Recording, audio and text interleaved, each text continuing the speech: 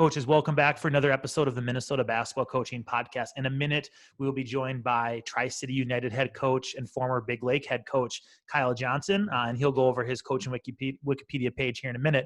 But first, I wanted to just do a little public service announcement of sorts. I've been posting this on Twitter and hashtagging it, and coaches, it's really important for us to wear a mask.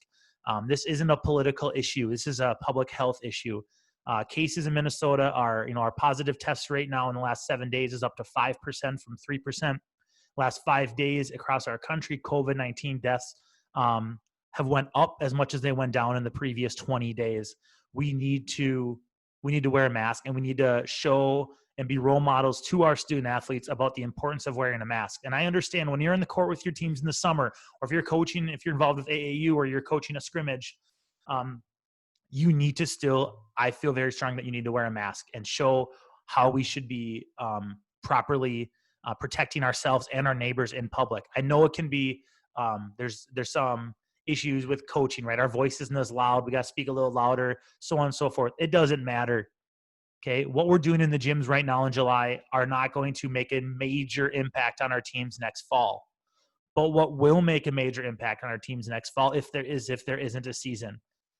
Justin, Dean, all the guys at Breakdown Sports do a phenomenal job and have worked their butts off to try to put together a summer programming that would be beneficial for our teams and create a competitive environment. And unfortunately, because of the situation with COVID-19 in the state of Minnesota, those guys have had to cancel the Breakdown events for this summer. And if we aren't, as a community, doing a better job of ourselves, protecting ourselves and wearing a mask and showing what we should look like in public, protecting ourselves and our neighbors, we're in jeopardy of not having a fall season, and also not in jeopardy of not having a winter season. If we want to be practicing on November 9th or November 16th, we need to make sure we are doing our part to control the pandemic. And so again, this isn't a political issue. This is a public health issue. We need to ourselves as coaches be showing that it is normal and it is okay to be wearing a mask, right? If we can put a mask on during summer workouts or open gyms or whatever you guys do in the summer in your camps, okay, that's going to go a long ways. But there also needs to be an educating piece of our student athletes. Have these conversations with your kids on why it is important, okay? And I know maybe some of us are in communities where a lot of kids might not be on board with that. But if cases are going up, and if we want to have a season, and we all want to be back on the sidelines, we all want to be back in the classroom, we want to be coaching our teams, but if we aren't doing our part to properly educating our young men that we work with or young women that we work with, I fear that there might not be a season, right? And there are already talks, the Ivy League canceled their fall seasons. Big Ten and Pac-12 have already canceled non-conference games. I think that's a first step. And so I just feel like I'm getting a deja vu from where we were last spring when Ivy League was the first one to cancel their conference basketball tournament. And then it just kind of kept going. I know Wisconsin sports are postponing the start of their fall sports into September. These are just first steps, and we need to do our part to control the virus. Again, I know it is. My coach, myself, and my assistant coach, Dylan Nauman, we wear our masks in our summer workouts. It does make coaching challenging, right? It's hard to, have conversations with our kids. It is more challenging, but it isn't impossible. And so as coaches, we need to do our part to help educate and demonstrate the importance of wearing a mask and how that can help our student athletes, but also the people that, the loved ones that they interact with and we interact with, and doing our part to control the virus. That's my public service announcement. Hopefully if some of you have been on the fence, maybe this will push you towards, all right, I need to talk to my kids. I need to myself showcase mask wearing and wearing personal protective equipment. And so again, I really challenge you as coaches and educators, do your part, educate your teams, but also showcase what that should look like. All right. I don't have any cool transitions, so I'll just do like a 5-second pause, and then we'll bring Kyle in.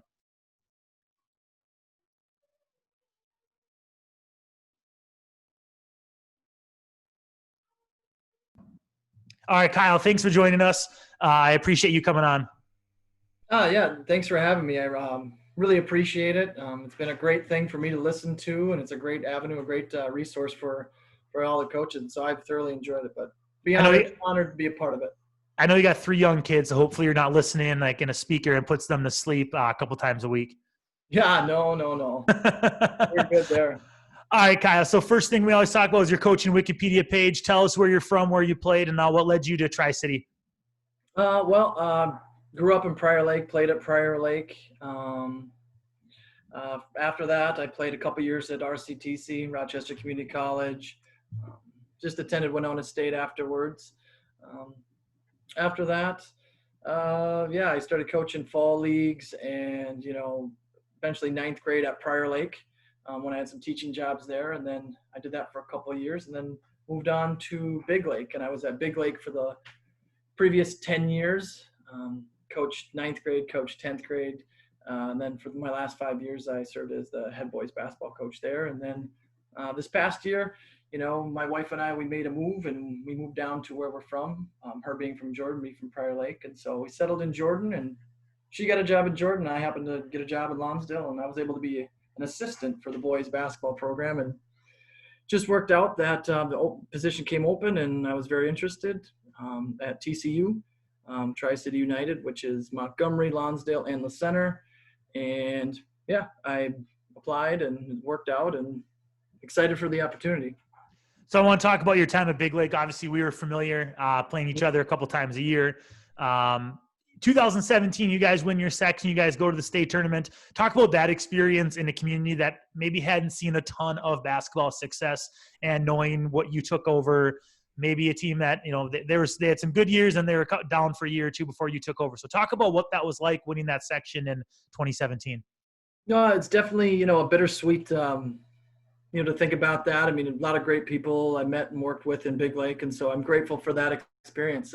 Specific to that 2017, that class was a very, special class. And there were some, other guys, obviously some younger players as well that contributed in that season. But it was a very special season. It was a big deal to our school and our community because, we'd never been to the state tournament. It was the 100th year of the school. And it was really just an opportunity for our kids to, experience something they never had. We obviously, had a very successful season.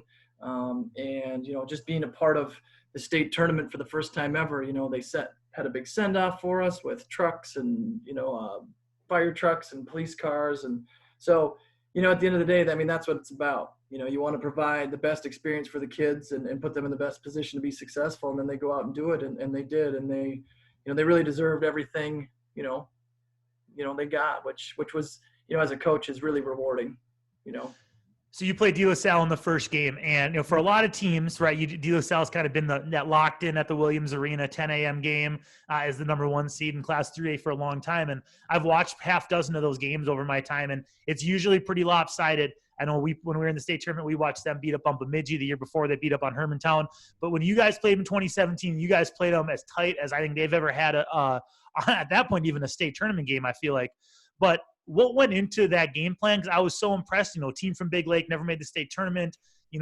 Semi-suburban, semi-rural school district. Probably didn't get a lot of respect, going into the tournament. So just talk about how you guys were prepared, because you guys had definitely had a different game plan than you ran all year. And man, you guys just really executed. You obviously lost, but it was really, really fun to watch. Yeah, that was an incredible experience, and our players, we played a great game, and I think in what we were doing that season, yeah, we tried to play a little faster than we normally do.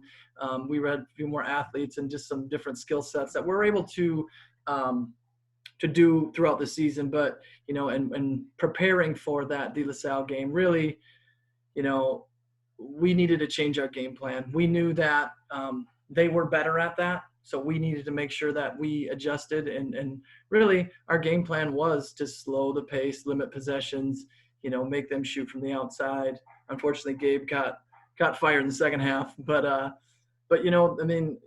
game plan came together. We were deliberate on offense. We walked the ball up the floor. Maybe not the most exciting basketball for some people, but for us, that was going to be the best way and the most competitive we could be. And, our guys responded, and that was what was special about that group too, is that they were able to, kind of adjust our game and kind of how we played, which is, important. And I will say, in leading up to that game, it was a lot of watching film, a lot of being specific. And that's something that we do. And I do, I guess, as a coach. And I know a ton of coaches do, obviously, but we're really deliberate and specific in our practice plan about what and how we're going to do it, so that when we're presented with the game, we know what to do and how to respond. So I coached against you, like we mentioned, for all 5 years you were a head coach. I think I took over a year before. I was head coach at Princeton while you were one of your years as a sophomore coach. So we played each other, I think, 5 times. And every time we played you guys, you maybe weren't the most talented team in the conference, but I knew more than any team in the league. And this isn't throwing shade at any other coaches. We have really good coaches, but we knew every time we played Big Lake, you guys are going to execute exactly what you wanted to do. And you might not have been the most talented team. You might, you had the one good 2017. You guys were really, really good. But we knew every time we played the Hornets that you guys were going to execute, and you guys were going to be a tough out, even if we were the favorite team. And so my biggest thing is I want to know, because this is, personal to me. What's the thing, aside from playing Princeton, what's the thing you miss most about the Mississippi 8? Yeah. Aside from playing against Princeton, of course. I do miss, at times our Big Lake program, but I also miss, seeing you guys on the sideline, the coaches, and it's a competitive league, and it was fun. It was just fun to coach against the coaches that were in it. They were great coaches, very, very respectful, very, I would say, especially in my early years, very helpful, and when I took over and was a new head coach. But yeah, it was just a competitive league, and I liked going up against the bigger schools. I liked that opportunity. That was always nice, whether we came out of the top or not. I always felt like we were prepared, so, coach against you and coach against Schmitty and Bauman and Belk and all those guys. It's just a great conference of, coaches and players. Talk about transitioning now from a successful head coach, leads the team to the state tournament, first time in school history, 100-year school history, and then you become an assistant coach. Talk about that transition, and then how that went for you this past year. It was good. It was definitely a change, and it was definitely a transition for me.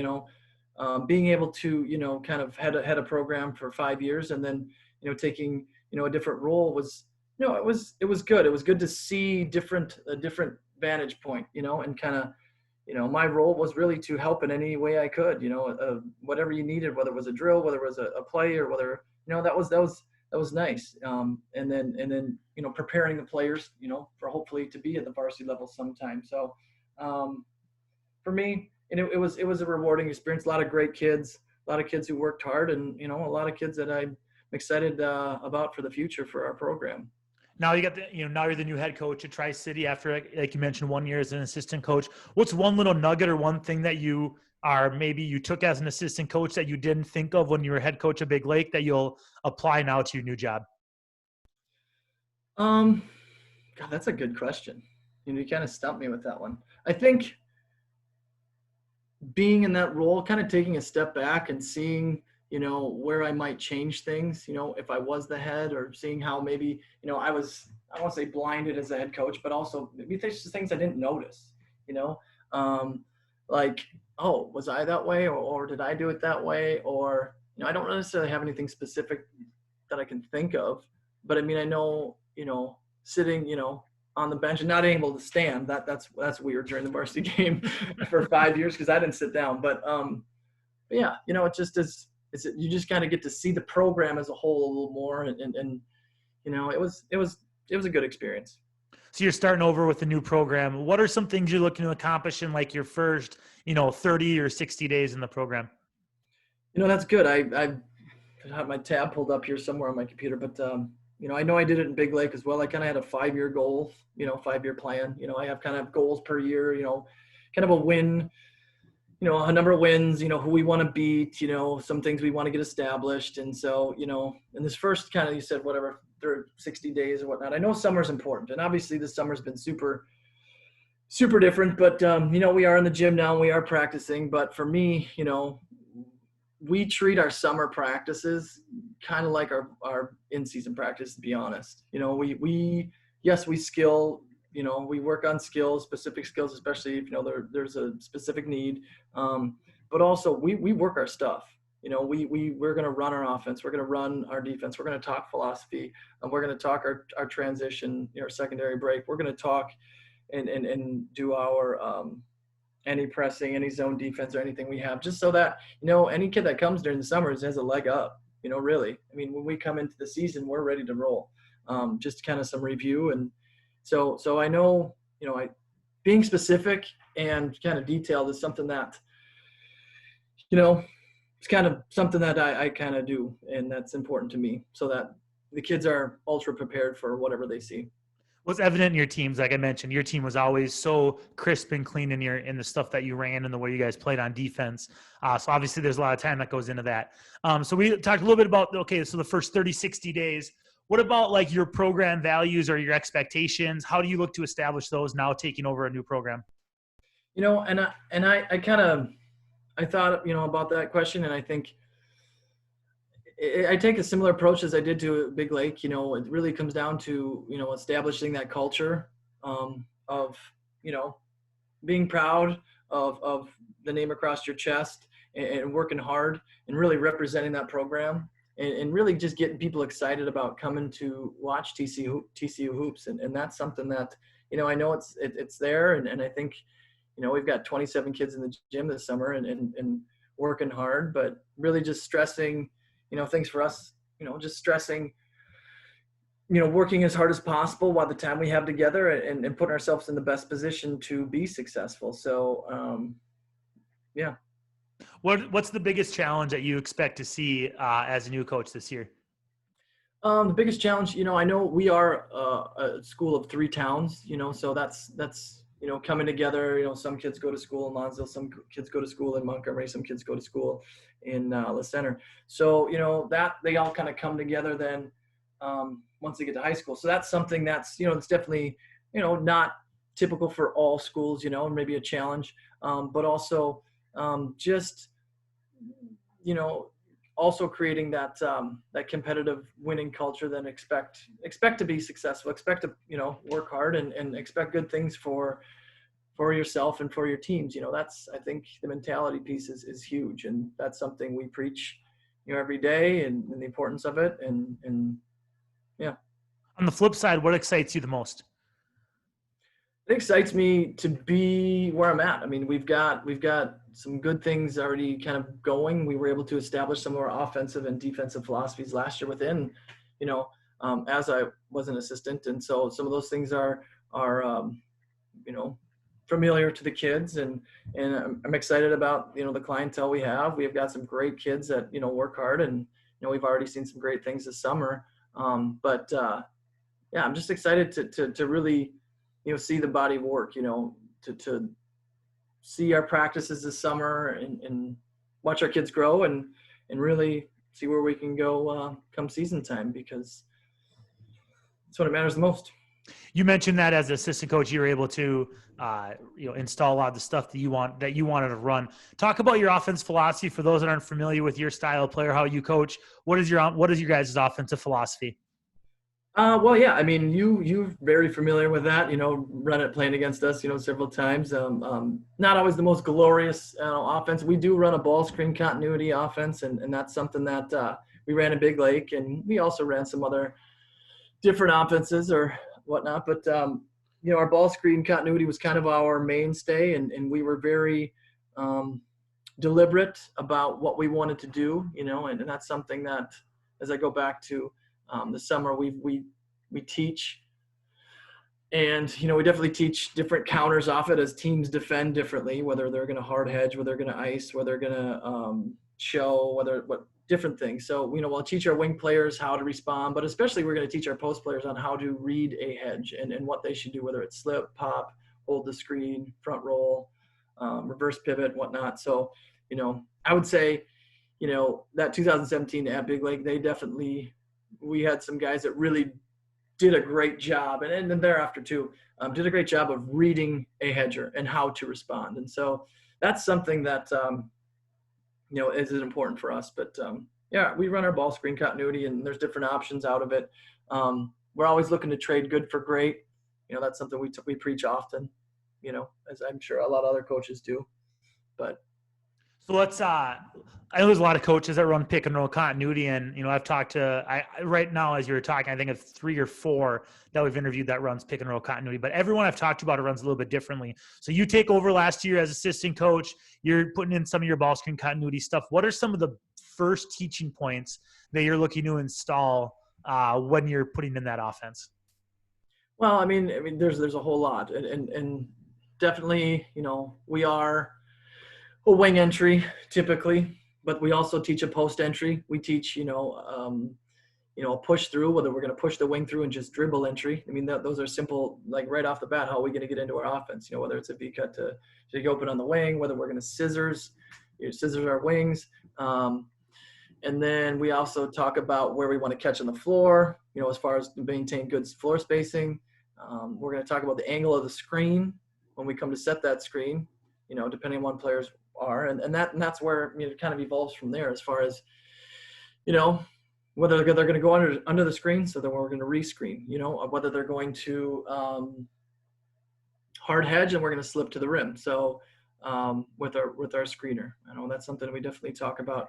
If they're going to hard hedge, and we can also send our point guard to the corner, to the ball side corner, where we can dump it down and then hit our slipper to the rim.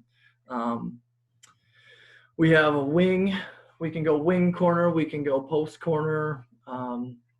We can have, upon our reversal, our post player, as it catches it in the high, it's up the key as he's going to, pass to the wing and then set that screen. We can do a dribble entry. So really, I kind of covered a lot of that stuff. I kind of probably went too quick, but really that there's a lot that goes involved into it. I know, like I said, there's some teams that have done a great job against us. Typically the ones that will have great help side. That's something that we need to do a good job of knowing where they're at and counter appropriately. And that's really comes down to, repping that in practice and in the summers and knowing and seeing, what they see and, okay, here's how you react. Okay. Cause every team's going to do it a little bit differently. So you've got to kind of have multiple tools in your bag to know how to do that. So. You talked about when teams go under or when teams ice. What pick and roll coverage have you found to be the hardest to attack in your years running ball screen continuity? Well, and I can think of two teams that do a great job of that. Rogers always did a great job against us. They always tried to they denied anything. So they'd come up and they'd double the ball. And then, we tried to send guys to the corner, and they just covered with help side really well. And depending upon our team, whether we were able to dribble out of it or as if we were able to, move the ball a little quicker, we could get our looks we wanted to. But Rogers always had it. They did it the best. I mean, they denied, they shut it down. And then Delano always had something special for us. They actually, they had a post. They had a post defensive player, kind of sit at the top and kind of help, deny any reversal there. And they had a post player that stayed at the bottom that kind of took away any roller. So that was something that, we saw and we needed to adjust. And my assistant was a great assistant, and Mike DeGorsi, and he helped through that. And, we sent corner options and we set, screens on different sides, to use the baseline a little more. That was something that worked for us. So it's a continuity-based offense. How much freedom are you looking to give your guys? Where are they able to make plays versus when do you want them to stay within the pattern?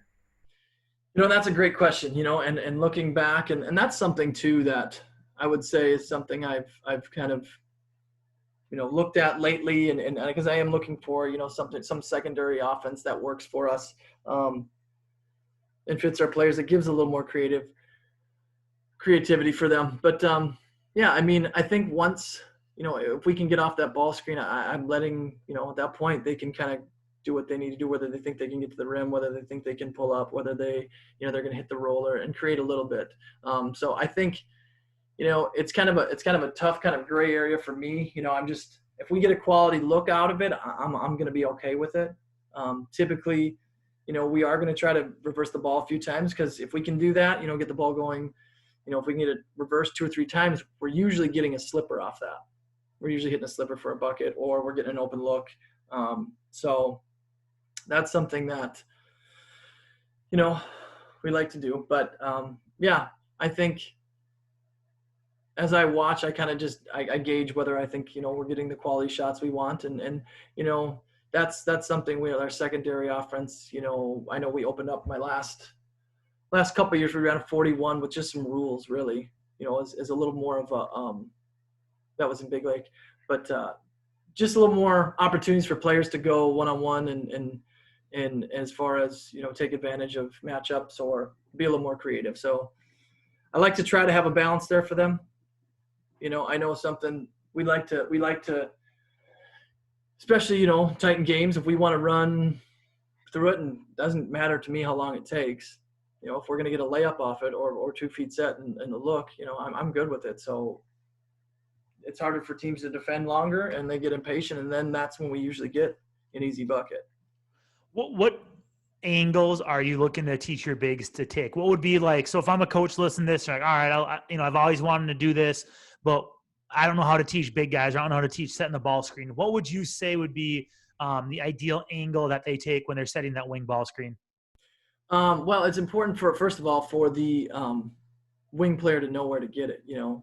I always teach we do want to be free throw extended, maybe a couple of steps off 3-point line, or right at. Any lower, then it makes it tougher for us because, we don't want to dribble up the floor to go down the floor. So, we're looking at, I do a better job of showing it, but, at about a 45-degree angle where they want to come up an angle and just really get on that. Say we're on the right wing, if I'm post players coming up to set that screen, we want to kind of get screen on that right side of that ball defender, so that we can come tight off that. And that's another thing we work on really well is a lot of times those wings like to round it, and it's really easy to defend. But so we teach, using, I know this week we did a lot of wing work. We call it our wing series, where we just catch on the wing and we work to, jab and really move a defender's feet and set that screen up, whether it's a jab, step, shot, fake, using different pivot feet. And we want to get off our come right off the hip. So your team always did a really good job of rejecting screens. How do you teach that? How do you teach the read, and what is the ball handler looking for when they are going to reject a screen and pick it on that wing pick and roll?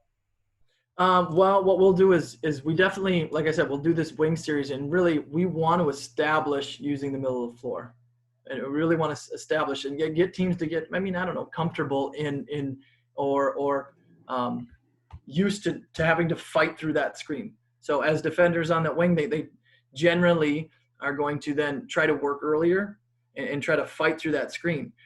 So after we've kind of established that, that opens up that baseline, and really, that baseline is open. That's a nice space for us to either get a jump shot or get to the rim. So, yeah, we definitely want to establish it. We definitely want to, run them through some ball screens and, and get them sick of that. And then, that usually opens up our baseline. And we will, every once in a while, we will set a baseline screen as well.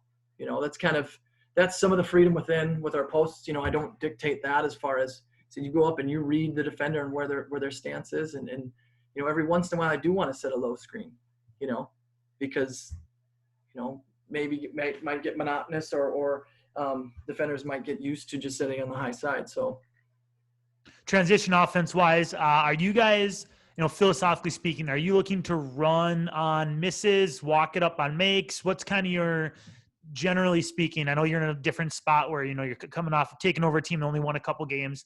I know at Big Lake, you had a pretty established program. 2017, obviously, like we talked about, going to the state tournament, a couple of good years after that. And so what is your general philosophy in transition offense? Well, I think it depends on the clientele. I know I've had, and looking back at Big Lake, in order for us to be competitive, in our earlier years, we did play a lot slower.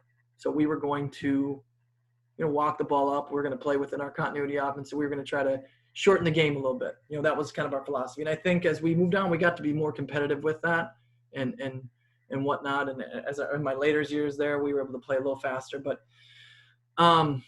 yeah, and looking, I think to see some very similar things from Big Lake to Tri-City as far as some of our clientele. I think we're able to play a little bit faster. I don't know if medium is even a thing, but I know they say if you're either all in or you're not all in. For me, it kind of depends. Our game plan can change depending upon who we're playing. And I want us to be, that's something that's tough, but also establishing, what, this is a team we need to push the pace a little bit with, and these are teams that, what, we need to slow a little bit. So we did work on that a little bit this week as far as our transition or secondary break. But what we'll do is run your typical on misses. We'll run our typical, our wings will run the wings, and our rim runner will run to the rim, and we'll push the ball up to the wing.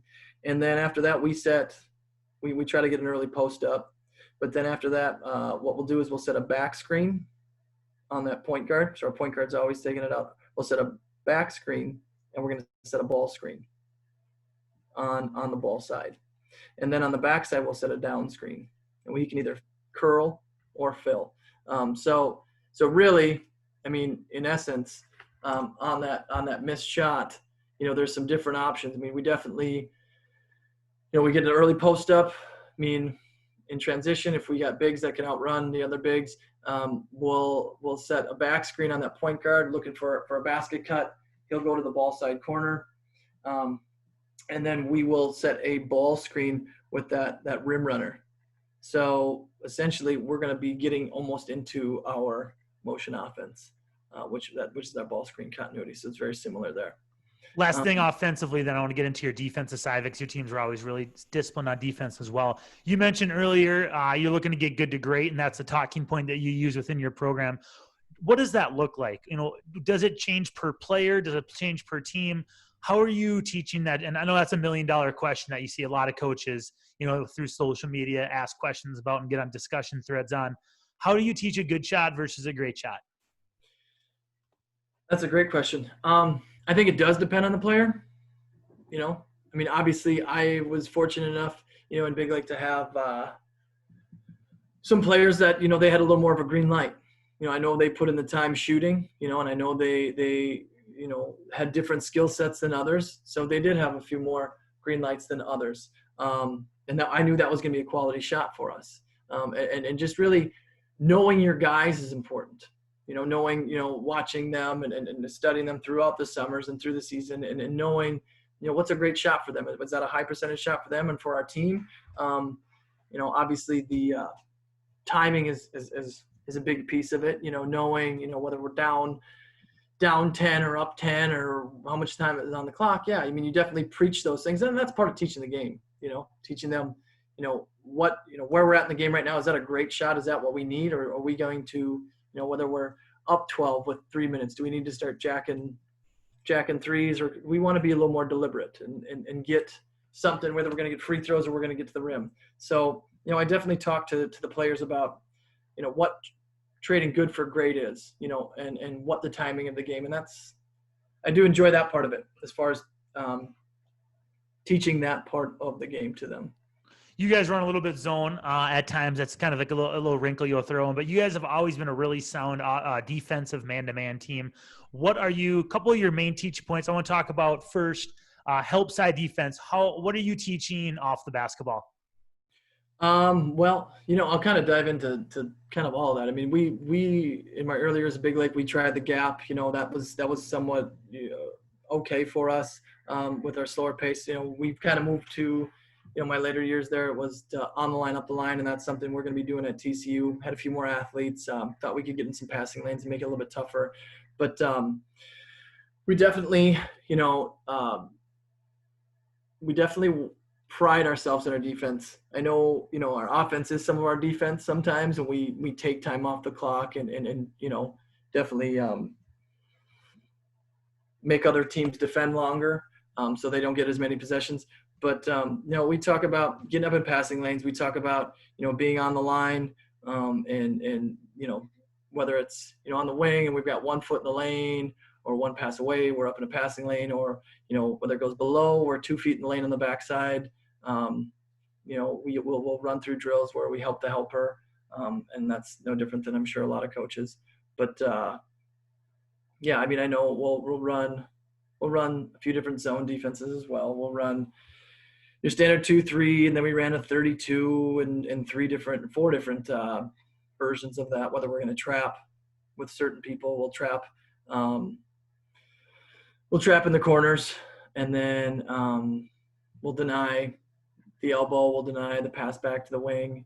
And then I know one that we pulled out at state tournament where we call it Bermuda, which is really just our top guy was rotating down from the top of the key down to the block to deny anything inside.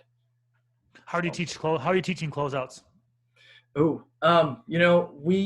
close out. That's something, I was thinking about too when we put together our summer stuff. A non-negotiable for us is we're going to shell every day. We shell defense every day. We're going to make that part of our practice every day. And we're going to work on closeouts every day. That's just what we do.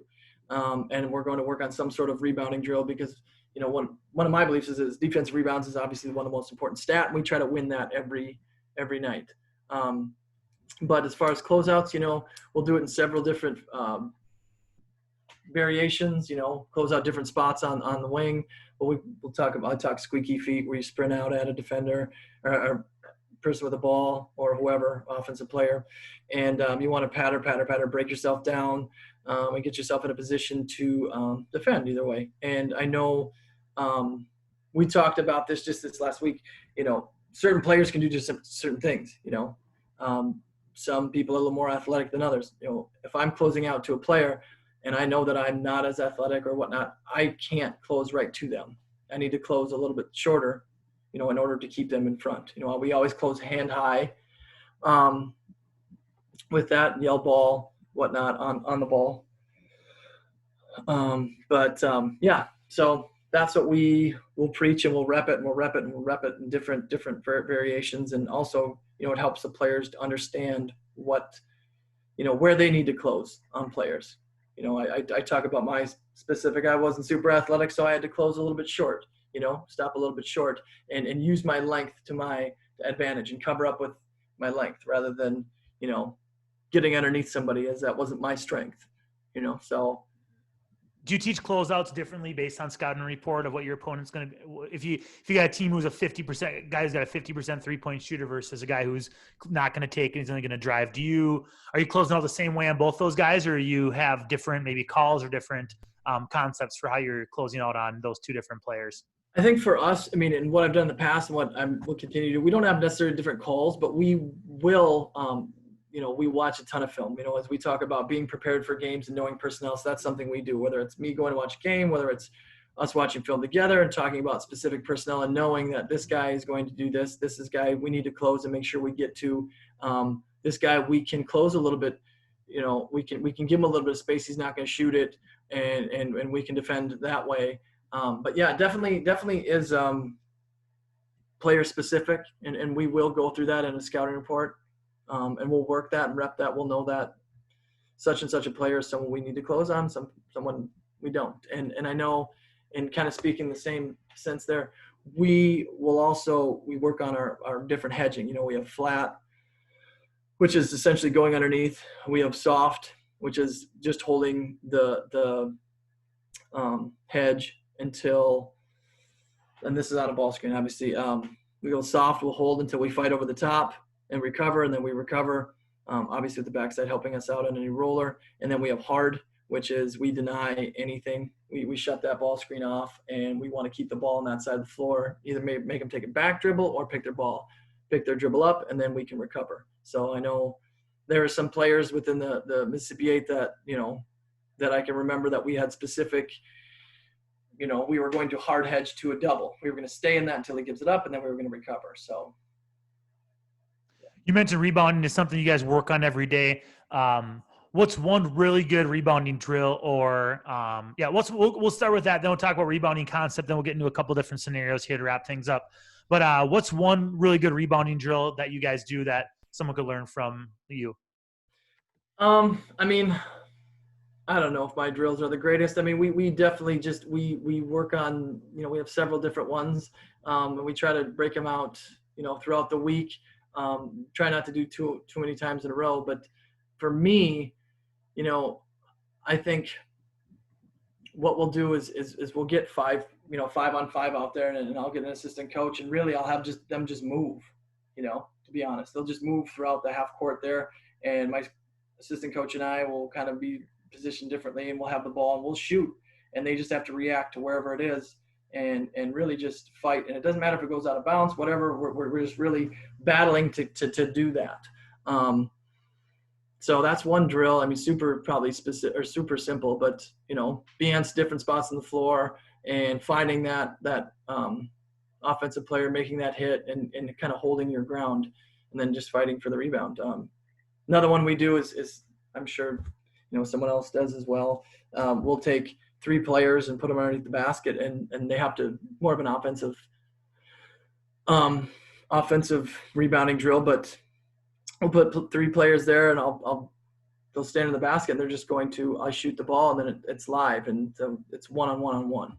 And for me, sometimes it gets a little rough, but I think that's one of the tougher closeouts when after a shot goes up and it's at close quarters, and oftentimes that habit some of the players I've had is they just turn and expect it to go, but no, you need to make a hit and box out and kind of teaches that toughness too, to really battle for it and who wants it more. So we'll play up till 7, and whoever scores 7 is out, and then the other 2 continue to finish it out, and then whoever gets 7, next one's out. So are you a hit and get? Or are you hit and hold your box out? I'm kind of a hit and hold, to be honest. I kind of hit and hold, and then and all 5 guys boxing out. We're not leaking out too early with many of our guys. We don't play as fast as others, so we're gonna make sure we have that defensive rebound secured, and then we'll go. All right, Kyle, we got a couple scenarios here for you to wrap up. So I'm putting you on the spot. I didn't give you any heads up on what these are. You don't need to necessarily tell me a whole scripted play, but just generally speaking, what are you looking to get here? So here we go. 1 on offense, 1 on defense. First one on offense here, Kyle. Baseline out of bounds. All right. You have the basketball. Tied game, 5 seconds left. Baseline out of bounds. You have the basketball. Tied game, 5 seconds left. You don't need to drop necessarily or orally tell me a play, guy per guy where they're going, but just what kind of shot or what are you looking to get in that 5 seconds? Well, I have a great play that we used to run in Big Lake. I think we might have even stole it from Delano. I don't know. But it's essentially a screen the screener. And I would say I had a kid in 2017 that probably scored, I don't know, 50 plus points on it. And he was great at it. But essentially we set in a box, the opposite bottom guy goes up and sets, a screen. And then we set a screen on him, and every time, he'd kind of float to the short corner, and Austin Miller was his name actually. You're familiar with him, but yep. He must have got, like I said, 50 points. He goes up and sets that screen, to a post player. Another post player comes and screens for him. Usually, gets caught in the wash, or they caught helping, and he comes out on the ball side short corner, and he gets a shot. So you're looking to get something going on the rim through a screen. All right. So defensively here, defensive scenario, you just made a basket to tie it. All right. Other team doesn't have a timeout, or they're not going to call one. So you just made a basket to tie it. 10 seconds left. You're going to defense. First part, are you calling the timeout to set your defense, or are you going to let them play?